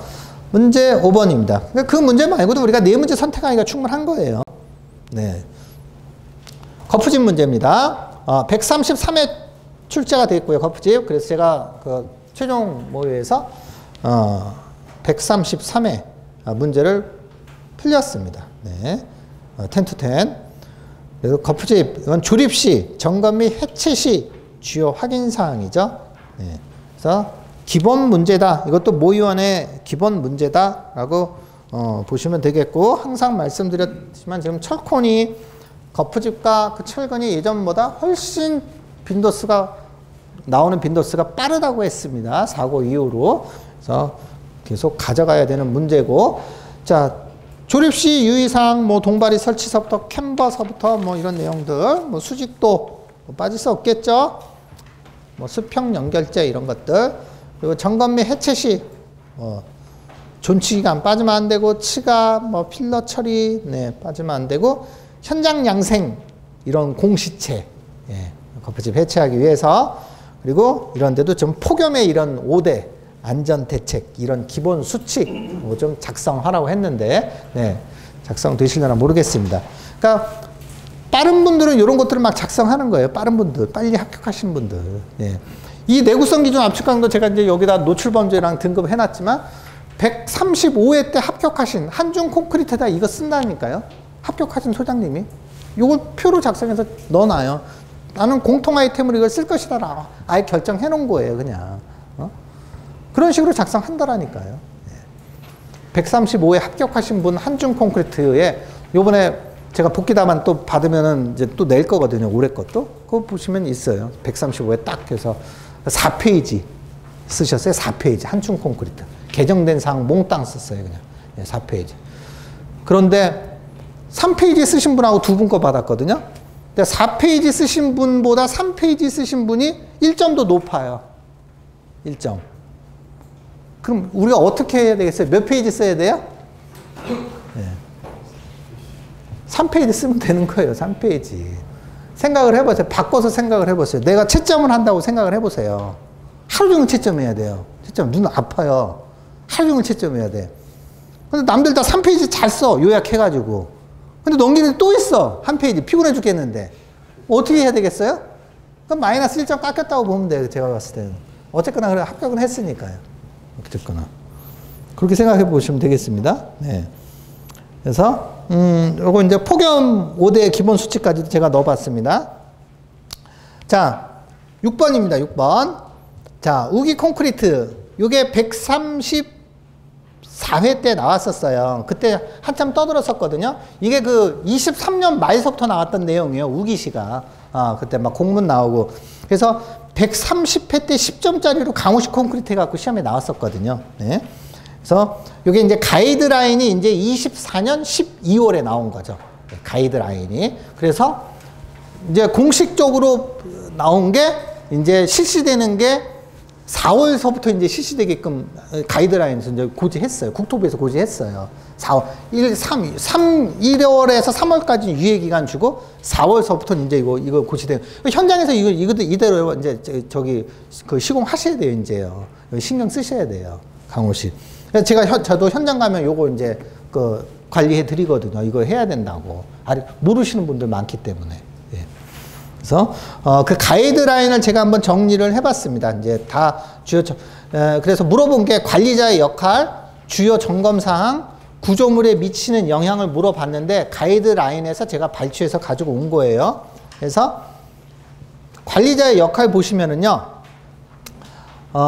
발주자 보시면은 그 밑에 보시면 공기 연장이나 공사비 반영을 할 수 있다라고 하는 게 요것도 또 포인트예요. 제가 요거 설명할 때도 말씀드렸거든요. 그게 뭐예요?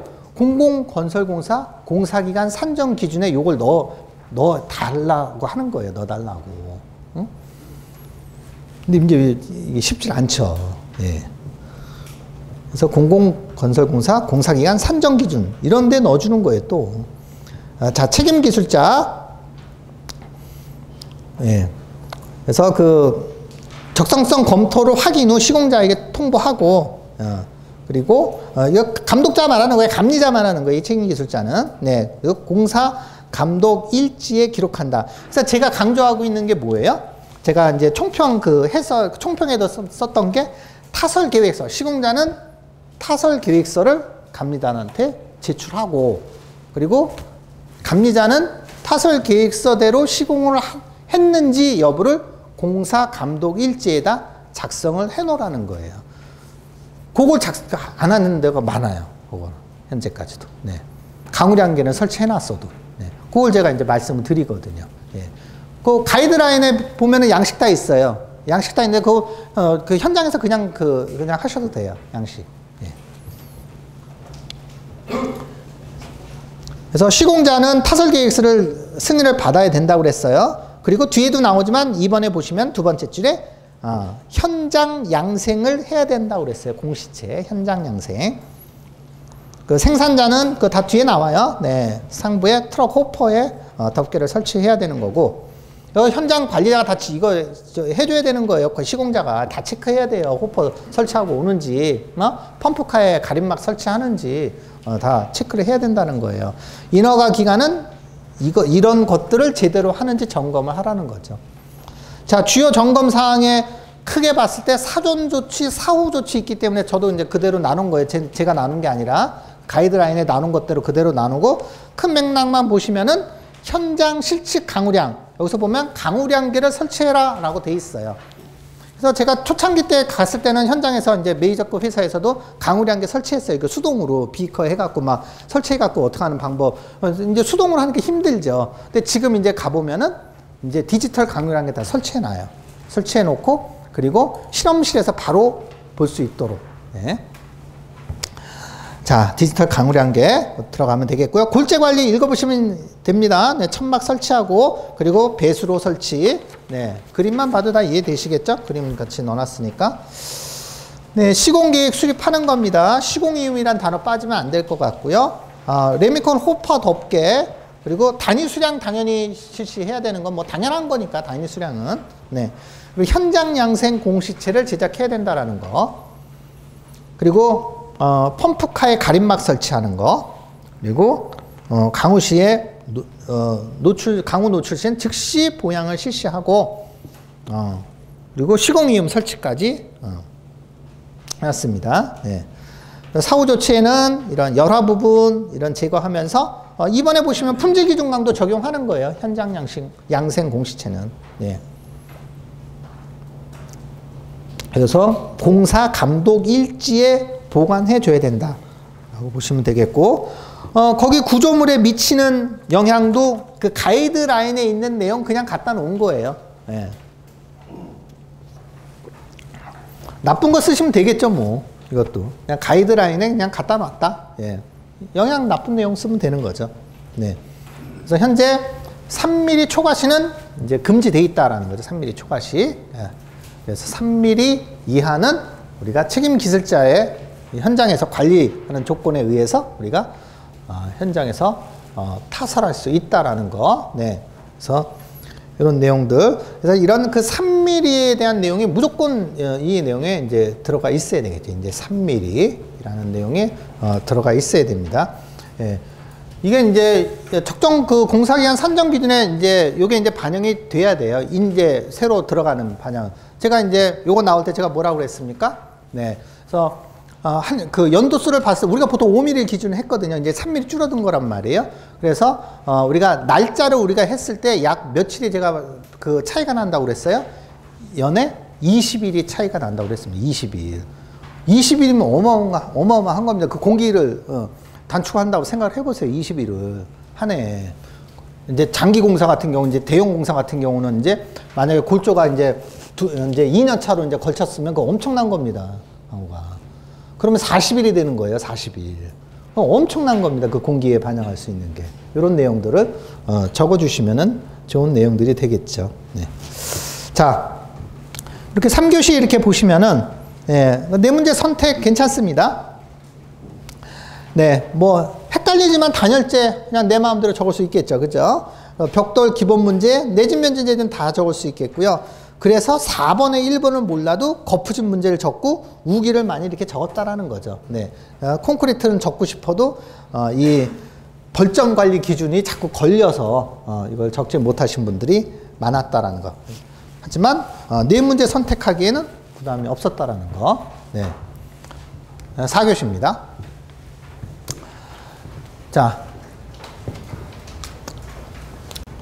시특법에 의한 내용이 나왔습니다. 네, 그래서 뭐 작성하신 분도 계시지만 뭐 내 마음대로 작성한 겁니다, 그냥. 네, 그래서 작성하신 분도 거의 없고요. 네.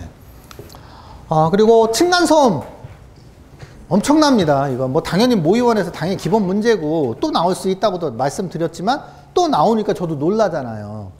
사후 확인제도 나오고 또 나오는 거예요. 전회차 문제가. 네. 기본, 원래 기출은 이제 130회 나왔으니까 나올 때가 됐지만, 전회차에 또 소술 문제가 사후 확인제도가 나왔는데도 또 나왔다라는 거. 네. 모의고사에서 풀어본 내용이고요. 엄청납니다. 이거. 한중 콘크리트. 그리고 현장 양생 공시체 개정사항. 전회차 그냥 나온 2개의 문제를 또 합쳐서 한 문제를 또 만들어서 또 낸 거예요. 네. 엄청납니다. 네. 한 2번, 3번째 소장님은 그냥 아예 안 잊어먹어서 그냥 막 썼대요, 그냥. 잊어먹을 수가 있나요? 뭐, 계속 나오는데. 예. 지금 3회차 보시는 소장님들. 예. 자, 그리고 내구성. 이건 뭐, 제가 이제 많이도 강조했고, 네. 그래서, 근데 이제 서술 문제로 나왔기 때문에 조금 더 풀어서 써야 된다는 거. 서술 문제로 나왔기 때문에. 내구성. 예상 문제 10-10 제가 문제 냈고요. 네. 그리고 화재 문제. 네. 그래서 우리 소장님들에서 이 내구성을 모르시는 소장님들이 많이 계셨어요. 내구성. 아니면 그냥 염탄알도 알고 계신 분도 계시는데 5단계로 하니까 이거 모르잖아요, 이거. 이게 뭐죠? 이게 노출범죄 5단계가? 그러니까 요거를 모르니까 네 문제 선택하기가 힘든 거예요. 그게 상당히 큽니다. 여기 계신 소장님들도. 네. 그렇잖아요. 만약에 이 내구성을 알고 있으면은 내가 중대재해나 아니면 이 화재난 쓸 것이다라고 하나만 걱정하면 돼요, 하나만. 그런데 저거 내구성을 모르시는 분들이 계시니까 그분들은 이게 어려운 거예요, 이제 이 4교시가. 네 문제 선택하기가. 응? 내구성을 알고 있으면은 선택하는 폭이 넓은데. 네. 그래서 그런 제가 이제 전화를 많이 받았고요. 네. 그래서 둘 중에 하나 선택하는 거죠. 네. 요걸 모르면 요거 2개 다 선택하는 거니까. 네. 뭔가 모르니까 이게 5단계로 분리하라 하니까. 응? 그래서 화재 발생 시 구조물의 피해 조사 방법 및 복구. 또 기출문제 그대로 나왔거든요. 124회. 어렵게 쓰실 필요 없습니다. 네. 뭐 어떻게 해야 돼요, 이거? 화재가 났으니까 피해를 어떻게 조사해야 돼요? 강도 조사해야 되잖아요. 뭐 비파괴 조사를 하든가, 탄산화 조사를 해야 된다든가, 그런 식으로 풀어나가는 거거든요. 이 복귀 답안에 있습니다. 고점입니다, 이것도. 그리고 복구 방법. 네. 복구 방법. 탄소 섬유 시트 많이 합니다. 복귀해서. 네. 철근까지는 했으면 철근까지 다 절단은 철근까지 다 보강하고, 예. 그 다음에 대단면화, 단면에 콘크리트 타설 더 하고, 그 다음에 또 탄소 섬유 시트 많이 합니다. 네. 자, 다음 6번. 중대재해가 또 나왔네요. 네. 이제 정의와 적용 범위는 사실 쓰면은 이건 뭐 반 페이지면 끝나죠. 예. 반 페이지면 끝납니다. 근데 그거에 연계된 것들, 지금까지 나온 것들을 과연 주저리 우리가 쓸 수 있느냐. 네. 그리고 산업법하고 어차피 또 비교해야 되는 거니까. 또 시험 문제 기출이니까. 네. 그래서 4교시 문제가 1교시도 마지막 한 문제 선택하기가 조금 힘들었다 하고, 그리고 4교시도 마지막 한 문제가 선택하는데 조금 힘들었다. 네. 그렇게들 말씀들을 하십니다. 자, 4교시 문제 보시면은요. 자, 시설물 성능 평가의 종류, 계획 수립 항목, 현장 조사. 네. 이건 시특법에 의한 내용이고요. 네, 시설물의 안전 및 유지 관리 실시 등에 관한 지침에서 제가 가지고 왔습니다. 그래서 성능 평가 종류에 보시면은요, 2가지로 나눌 수 있는데요. 우리가 시특법에 따라서 1종, 2종, 3종으로 우리가 구분하거든요. 그래서 거의 이거는 안전, 그리고 토목 쪽에 이런 기출입니다. 토목 쪽은 이런 공공공사 위주이기 때문에 토목 쪽에 나오는 문제입니다. 네. 그래서 그럼 이걸 토목 쪽에 나오는 이런 문제까지도 시특법까지도 공부를 더 해야 된다는 거야? 그런 이제 개인의 어떠한 내가 이쪽이 방향이면 이쪽으로 쓸 수 있는 거고, 이쪽 방향이 아니면은 항상 우리는 기본입니다. 기본만 갖고 있으면은 이런 문제들은 나중에 조금씩 이제 내가 이제 습득이 됩니다. 자동적으로 공부하다 보면은. 일부러 이렇게 너무 이 시공의 문제에서 너무 다른 문제로 깊이 안전 문제 깊이 가고, 요번엔 제가 이제 안전 문제에서 이제 중대재해가 나왔는데, 네. 안전 문제로 너무 깊이 가고, 그렇다고 안전 문제 깊이 가서 그걸 다 공부한다는 거는 시공을 또 다 그런 거를 우리가 갖고 오면서 시공은 자꾸 날아가거든요. 네. 항상 기본적인 문제를 우리가 계속 반복하면서 머릿속에 있고, 다른 문제를 조금씩 가져와야지 다른 문제를 자꾸 이렇게 무더기로 가져와 버리면은 기본 문제는 내가 못 풀어요. 정말로 기본 문제를 풀어야 되는데 폐기물 같은 건 기본 문제 풀어야 된단 말이에요. 벽돌 기본 문제 풀어야 된단 말이에요. 이런 문제가 날아간다니까요. 예. 자, 그럼 본인이 잘 선택해서 하시면 됩니다. 자, 성능평가의 종류 보시면 1종에 대한 성능평가가 1종 성능평가, 1종 시설물. 그리고 이번에 보시면 2종 시설물에 대한 성능평가가 2종 성능평가를 한다. 그래서 계획수립 항목, 그리고 현장조사 시험 똑같습니다. 1종과 2종이. 그래서 시설물의 안전 및 유지관리 실시 등에 관한 지침에서 제가 발췌해서 가지고 왔고요. 거의 뭐 선택 안 했습니다. 네, 2번. 모든 분들이 다 선택했죠. 네, 발생 원인과 대체. 네. 그래서 전해차의 사후 확인 제도가 시험에 나온 것도 또 출제가 됐다는 게 좀 엄청난 저도 충격입니다. 서술 문제로. 네. 층간소음. 예, 모의고사에서는 당연히 푸는 문제지만, 네. 자, 층간소음 발생 원인. 그래서 제가 이제 구체적인 제가 이제 그 총평에 올렸듯이 이런 구체에 대한 분량, 이런 완충제, 그리고 기포, 그리고 방바닥에 대한 내용으로 만들었고요. 그리고 이런 벽식 구조 이런 내용으로 답안을 작성했고 그림을 그려보시면 되겠고요. 저감 대책은 당연히 뜸바닥이 되겠고요. 네, 이중천장. 원인의 반대로 이렇게 보시면 이런 기포의 비중, 완충제의 구체사 이런 밀실 시공, 예, 당연히 구조체에 대한 내용 빠지면 안 되겠죠. 균열 나오면 안 되기 때문에. 그리고 뒤에 이제 층상병안에서 그리고 라멘식 구조의 활성화. 이게 장수명으로 가는 겁니다. 제가 장수명이라고 간다고 했습니다. 네. 그래서 벽식에서 라멘식으로 이론상이겠지만 라멘식으로도 지금 하고 있습니다. 예, 우리가 6dB에서 8dB 정도 우리가 감소, 층간의 소음이 감소된다 하니까요. 네. 지금 이제 공사비의 또 상승으로 지금 가기가 쉽진 않은 거죠. 그리고 사후 확인제도 당연히 또 넣어줘야 되겠죠. 사후 확인제도 이거 빠지면 안 되겠죠. 사후 확인제 제가 20년 5월서부터 제가 노래를 하면서 나온 게 사후 확인제도에서 20년 5월에 나온 거거든요. 응? 국토부에서 22년 초에 발표한다. 22년 7월 달에 시작한다고 해서 20년 5월에서부터 지금 나온 거예요. 제가 그때서부터 사후 확인제도 쓰라고 한 거예요. 사후 확인제도. 예. 그러니까 시험 실시 전에서부터 사후 확인제도 쓰고 막 고점 나왔었어요. 123회 때, 127회 때도 이제 시험 나왔는데 실시하기 전에서도 경량 충격음, 중량 충격음 나왔었는데. 네. 그래서 사후 확인제도 절대 빠지면 안 되고 하나 더 넣은 거는 보안 시공 전회차 시험 나온 거 보안 시공 요거 또 집어넣었죠. 시험 나왔으니까 요런 거 정도 이렇게 집어넣어줘야 되겠죠. 보안 시공 물어봤으니까 LH.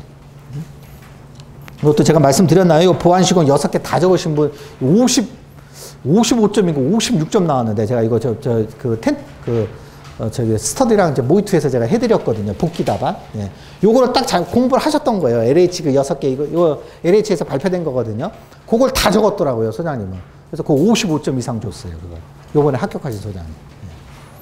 예. 제가 복귀 답안 제가 받았거든요. 예. 다음 문제. 자, 표준시방서, 예, 한중 콘크리트, 예, 현장 양생 공시체에 대한 개정. 전회차에 다 나온 문제입니다. 네. 한중 콘크리트도 이거 따지고 나면 3회 연속이죠. 135회서부터 나왔으니까. 네. 그래서 다른 거 다 빼고 한중 콘크리트에서 나온 거 현장 양생. 혼화제 이거 바뀐 거. 플라이 15%, 고로 30, 합치면 30, 플라이 15% 되는 거고, 기온 보정 4도씨 미만 6메가파스칼 보정하는 거, 현장 양생 공시체로 한다. 현장 양생 공시체는 품질 기준 강도를 우리가 기준으로 한다라고 요거 정도만 넣어놨고요. 그리고 시공시 유의사항 같은 경우도 대표적인 것만 넣습니다. 그 외의 것 적어도 전혀 상관없습니다. 그래서 타설시 온도 5에서 20도, 당연히 한중이면 빙설 빠지면 안 되고, 그 개회에서도 보시면 그것도 22년 9월 1일 날 시방에 추가된 거예요. 이것도 아직도 모르시는 분 계세요. 네, 현장에 가면 모르세요, 소장님들. 4도씨 이하만 알고 24도씨 24시간 동안 0도씨 이하가 예상되는 조건도 한중으로 우리가 해야 돼요. 그러니까 한중의 조건이 기간이 넓어진 거예요. 왜?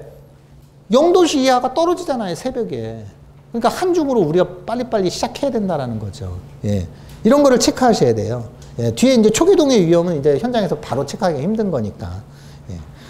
그리고 그 시공시 유의사항에서 2번에도 그것도 22년 9월 1일이 단위 수량이 추가된 그때예요. 제가 적어놓은 게 22년 9월 1일 날에 단위 수량이 KS 기준에 올라간 거거든요. 응? 이때 요것도 추가된 거예요. 소요의 압축 강도가 얻을 때까지 이게 5메가파스칼로 보시면 돼요. 그래서 5도씨 이상 유지하고 소요의 압축 강도 도달 후에도 2일간은 어느 부분이라도 0도씨 이상 유지해야 된다라고 저는 무조건 쓰라고 그러죠. 왜? 시방서에 이거 개정된 상황이니까. 무조건 쓰라고 그러죠. 그리고 적산온도 빠지면 안 되겠고요. 네. 자, 문제 4번. 네.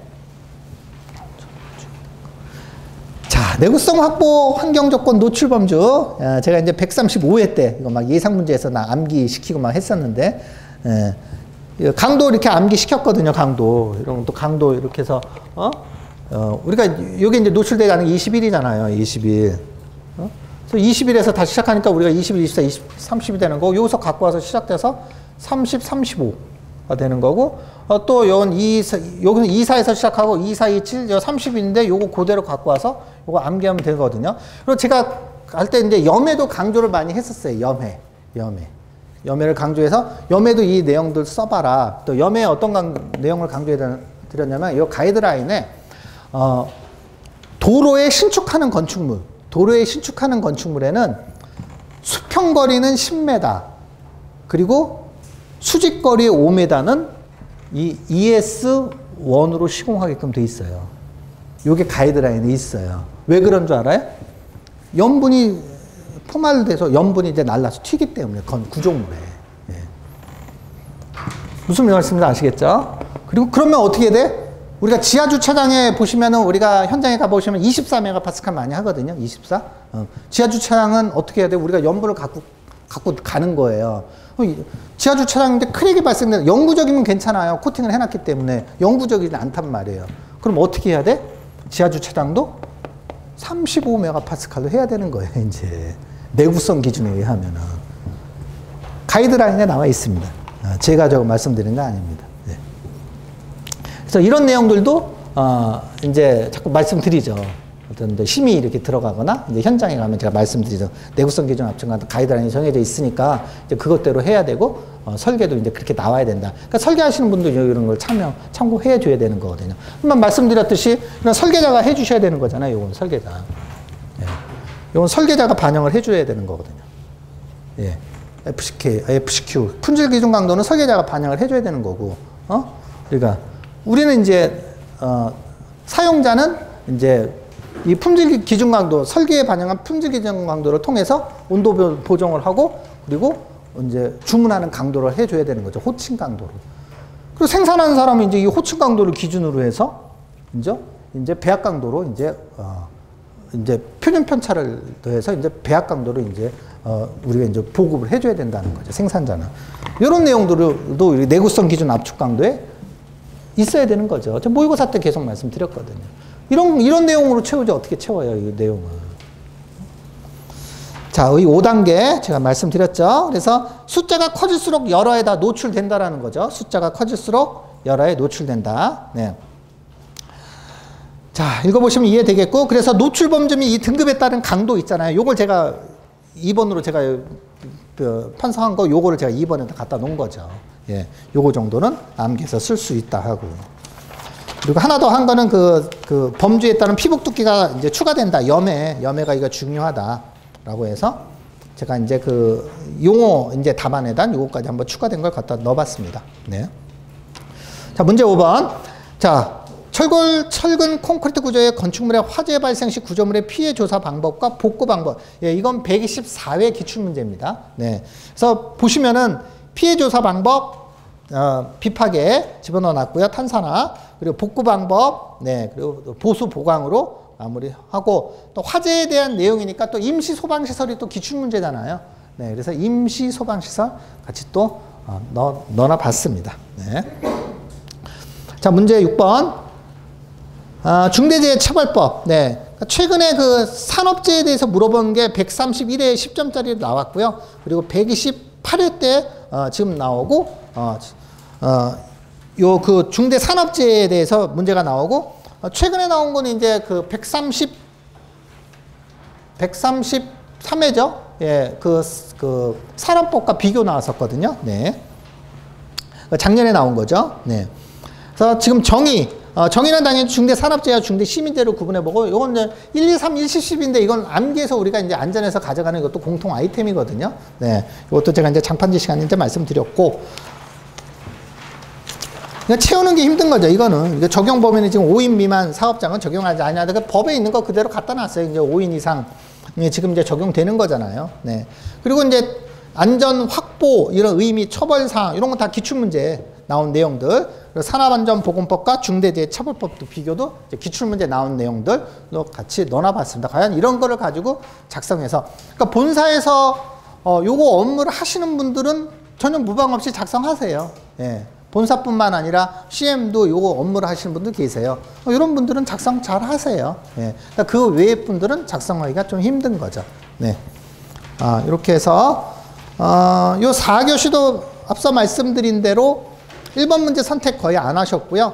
네. 4번 문제를 아냐 모르느냐에 따라서 5, 6번을 선택하는데 쉽고 어려움이 분명히 있었다라는 거 이렇게 보시면 되겠습니다. 자, 이렇게 빠른 시간 동안 간단하게 한번 지켜봤는데요. 물론 이제 쉽지는 않았을 겁니다. 분명히. 예, 처음 이제 공부가 아직 적게 되신 분. 그러니까 공부가 여기서 많이 되셨다는 거는 모의 원을 끝난 분들서부터 1년, 2년, 3년 그거는 개인에 따라 다 틀리니까요. 예. 분들은 충분히 저랑 스터디를 하시거나 아니면 모의 투에 계신 분들은 괜찮습니다. 충분히 풀 수 있었다라는 분들이 거의 대다수입니다. 그런 분들이. 그래서 좀 몇 명을 뽑느냐가 또 중요한 거고, 예, 그런 결과에 또 승복하시고, 결과 나오기 전에 또 우리가 진행된 이 과정으로 계속 공부를 진행하는 게 할 수 없습니다. 계속 이건 쓰는 방법밖에 없고, 그러니까 지금 띄엄띄엄 오시면 이런 내용들 잘 몰라요. 제가 판사해드린 내용, 지금 계속 제가 떠드는 내용들이거든요. 불현듯하게 폭염도 온열 질환도 갑자기 제가 이제 정규반 때 제가 못 해드렸으니까 바로 모의고사에서 제가 추가로 해드리고 이거 넣어야 된다고 강조하고 했고, 그러니까 이런 내용들이 바로바로 이제 인지가 좀 돼야 돼요. 시험 보시려면. 그러니까 학원을 오시는 거죠. 예. 그래서, 부족한 것들은 하여튼 공부를 통해서 또 채울 수 있고, 시간이 되면 다 이런 것들이 들어옵니다. 내가 너무 부족한데 라는 게 아니고, 공부 시간이 부족한 거지 내가 어떠한 실력이 안 되고 이런 건 전혀 없습니다. 공부 시간이 부족한 거예요. 예, 그런 걸 본인들이 잘 느끼시고 아시고 다음 공부 임하시면 되겠습니다. 네, 그리고 쉬는 시간 갖고 OT 하면서 원장님 OT 실시하면서 바로 다음 시간에 또 갖도록 하겠습니다. 네, 그리고 이제 상담이나 오신 분들은 제가 OT 이제 원장님이 하시니까 저랑 간단하게 또 하실 수 있겠습니다. 네, 수고를 하셨습니다.